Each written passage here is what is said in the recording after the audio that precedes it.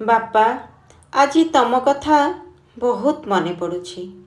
ସେଦିନ ବି ଥିଲା ସରସ୍ୱତୀ ପୂଜା। ବୋଉ ଆଉ ସବୁ ଭାଇ ଭଉଣୀମାନଙ୍କ ସାଙ୍ଗରେ ମାମୁଁ ଝିଅ ଭଉଣୀର ବାହାଘରରେ ଯାଇଥାଏ। ବାପା ସ୍କୁଲ ଆଉ ଘର ଛାଡ଼ିକି ଯାଇପାରିବେନି ବୋଲି ମୁଁ ଆଉ ବାପା ଘରେ ରହିଥିଲୁ। ବାପା ଥିଲେ ସ୍କୁଲ ଟିଚର। ସ୍କୁଲରେ ପୂଜା ଆଉ ଭୋଜି ହୁଏ। ମାତ୍ର ସେ ବର୍ଷ କ'ଣ ହେଲା କେଜାଣି ଭୋଜି ହେବନି ବୋଲି କହିଲେ। ମୁଁ ମନେ ମନେ ଭାବିଲି ସ୍କୁଲରେ ଭୋଜି ନହେଲେ ବି ମୁଁ ଘରେ ଭୋଜି ଷ୍ଟାଇଲର ଖାଇବା ବନେଇକି ବାପାଙ୍କୁ ଖୁଆଇବି। ବୋଉ ଥିଲେ ତ କେତେ କ'ଣ କରିଥାନ୍ତା। ମୁଁ ଡିସାଇଡ଼୍ କଲି ଫ୍ରାଏ ରାଇସ୍, ଡାଲ ଫ୍ରାଏ, ପନିର, ଖଟା ଆଉ କ୍ଷୀରି କରିବି।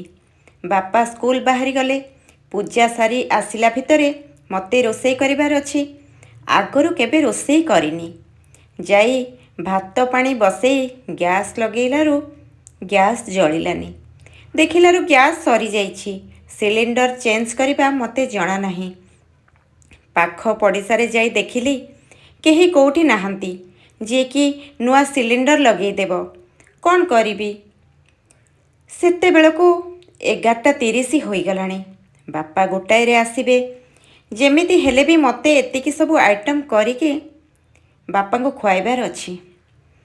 ଗାଁରେ ଆମର କାଠ ଚୁଲି ଥାଏ। ବୋଉ ଯେମିତି କିରୋସିନ ଢାଳି କାଠରେ ନିଆଁ ଲଗେଇ ରୋଷେଇ କରେ, ମୁଁ ବି ସେମିତି କରିଲି। ମାତ୍ର ବାରମ୍ବାର ଲିଭି ଯାଉଥାଏ। ଗୋଟେ ବୋଟଲ କିରୋସିନ ସରିଗଲା। ବରଂ ମୋର ଚୁଲି ଜଳିଲାନି କି ପାଣି ତାତିଲାନି।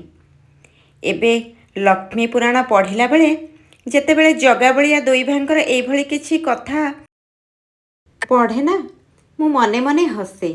କାହିଁକି ନା ମୁଁ ବି ସେଦିନ ସମ୍ପୂର୍ଣ୍ଣ ଧୈର୍ଯ୍ୟହରା ହୋଇକି ସେହି ଅଧା ପୋଡ଼ା କାଠ ଖଣ୍ଡରେ ମାଟି ଚୁଲିଟିକୁ ଭାଙ୍ଗି ଦେଇଥିଲି।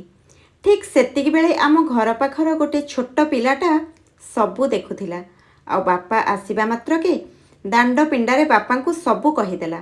ବାପା ଘରକୁ ଆସି ଦେଖିଲେ ଆଉ ମୋତେ କହିଲେ, ଆରେ ବ୍ୟସ୍ତ ହେବାରେ କ'ଣ ଅଛି?